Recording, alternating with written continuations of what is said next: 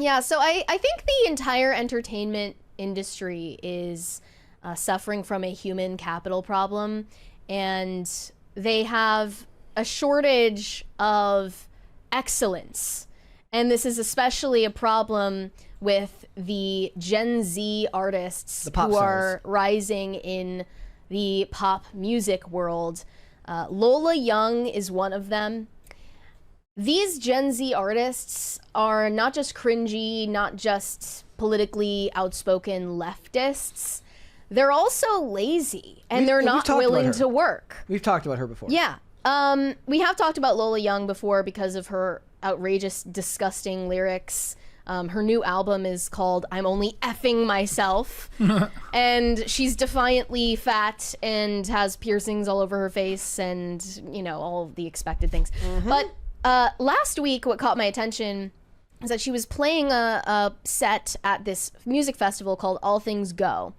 And in the middle of her performance, she turns to someone who is off the stage, on the side of the stage, and she looks like she's asking for help.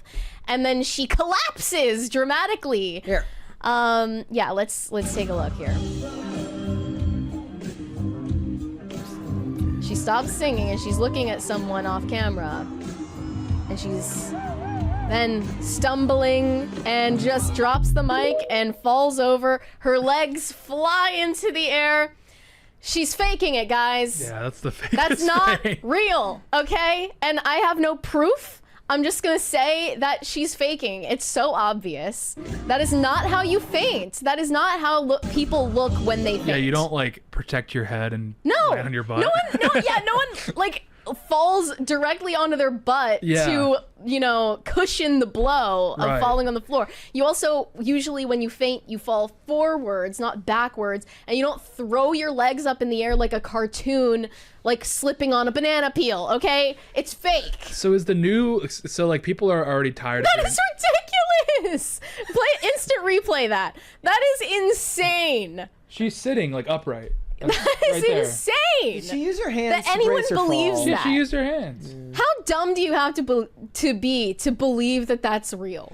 So like people are sick of and tired of hearing celebrities talk about how much they work, how hard they work, et cetera, et cetera. So is the new way of signaling how hard you work just fainting? Like, well, I mean, this is what I said. Going back like to the Victorian era, like, this girl needs a fainting couch. She needs smelling salts. Yeah. The other, like, it was like when the show started, and like Shawn Mendes is like, I'm just not going to do tour anymore because I'm taking a mental health break. I'm like, bitch, you made commitments. Honor your commitments. This is ridiculous that anyone believes this is real. And then all this sympathy started getting poured out for her.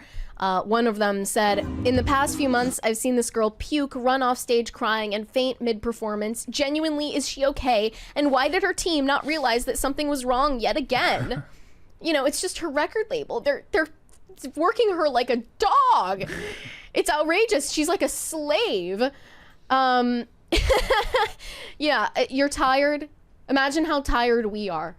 Imagine how tired we are. Try being an influencer. Try being a pop star for a day. Try it. Try being a vaccinated Because the people who think this is easy are so out of their minds. Yep. Yeah, I'm not buying it. And what astounded me more than Lola Young's behavior, like fainting, like pretend fainting on stage like a toddler, is how easily people bought that narrative. She's just lazy. And then she followed up her collapse on stage with this post announcing she's going on indefinite hiatus, saying, I'm going away for a while. It pains me to say I have to cancel everything for the foreseeable future. Thank you all for the love and support. I'm so sorry to let anyone down who's bought a ticket to see me. It hurts me more than you know. Obviously, you will be entitled to a full refund. I really hope you'll give me a second chance once I've had some time to work on myself and come back stronger. Love you all, Lola. So this just means I'm lazy, I don't want to work, and I don't even care enough about making money to, you know, push through and power through these performances. That's another thing that bothers me about these Gen Z artists, especially, for instance, Chappell Roan. They don't care about making money off of their art, and they think that that's virtuous. They think it's virtuous to forego the opportunity to make a profit off of their art. They think that commercial success is corrupting in and of itself. They're part of an industry that actually has tricked them into considering it a virtue to not be successful.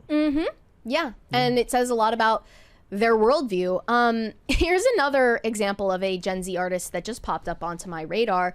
A little kid named Two Hollis. He's 21 years old, and here's a video of him.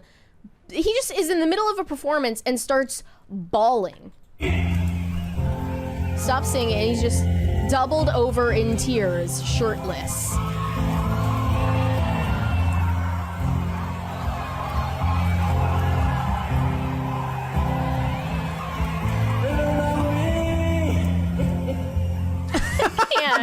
I can't.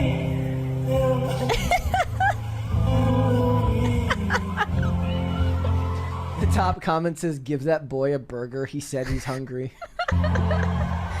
You don't got a single song where you gotta be doing all that.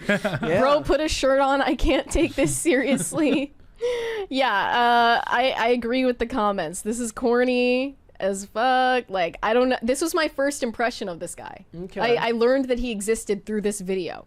Yep. And obviously he's leaning into that whole androgynous look with the long hair and the makeup. Yeah, it's very, 80s hairband-esque, except for the blonde rather than the brown hair. Yeah, but like with sad boy music instead of Yeah. powerful like beats, and no vocals. He's like on an auto-tuned mic.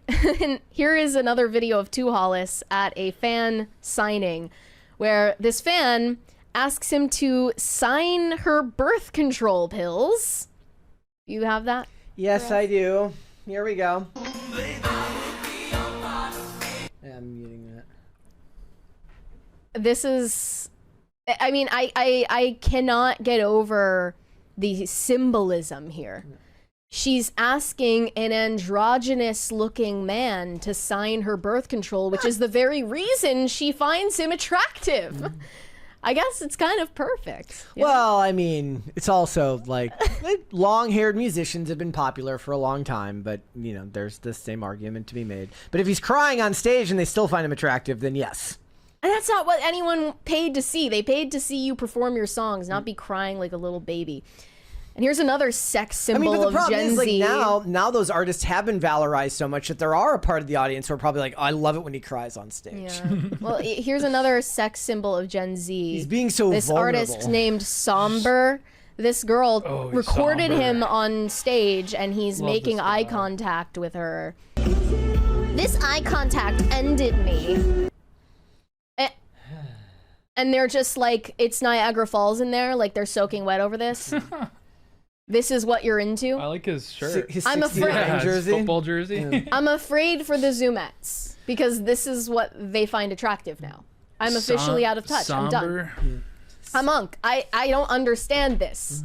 I don't want to understand You it. would have never. You probably wouldn't have liked this even if it was coming out when you were in your late teens or early 20s. I What doubt was it. the equivalent for like? So like what? 2019, 2018. Who was the equivalent of like this? What did Maybe it- Lil Troye Peep. Sivan? I was gonna say, was it SoundCloud rappers? Yeah, I think Yeah, the I think SoundCloud so. rappers. When like was Lil Troye Peep, Sivan? That Lil was like Xan. 2021. Well, he was gay. I think he was like. It was He was obvious always gay. kind of. but- But I'm trying to think of who was like that. I think it would have been the SoundCloud. Right. Little Peep. Juice World. Yeah. But the yeah. least I can say for Lil I Peep can't- is like he genuinely had the talent to back it up. Yeah. Yeah. You know. Yeah. Yeah. I don't think that. I think all these people are like Machine Gun Kelly. they're mediocre. They're being given a platform because there's literally a shortage of talent. right. There are less Gen Z to pick from, and this is what we've got. Like, this is the next up and coming generation of pop stars, and they suck. Yeah.